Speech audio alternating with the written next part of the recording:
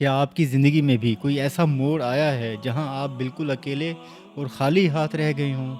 ایک دعا سنیں جس نے حضرت موسیٰ علیہ السلام کی پوری تقدیر بدل دی تھی۔ حضرت موسیٰ علیہ السلام فرعون کی بستی سے مدیان پہنچے ہیں۔ نہ ہاتھ میں پیسے ہیں، نہ سر پر چھت، نہ کوئی رشتہ دار۔ بھوک کا یہ حال ہے کہ پیٹ پیٹ سے لگ گیا ہے۔ پھر آپ ایک درخت کے نیچے بیٹھ کر یہ دعا مانگتے ہیں: ربی انی لما انزلتا الیہ من خیر فقیر۔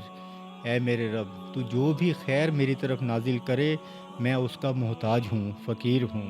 اس دعا کی خوبصورتی دیکھیے کہ انہوں نے یہ نہیں کہا کہ مجھے روٹی دو یا مجھے گھر دو۔ انہوں نے فرمایا: اے مالک، میں تیرا فقیر ہوں، تو جو بھی خیر دے دے۔ پھر کیا ہوا؟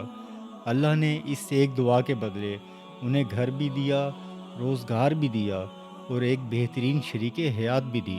جب سب دروازے بند ہو جائیں تو پھر موسیٰ علیہ السلام والا راستہ اپناؤ۔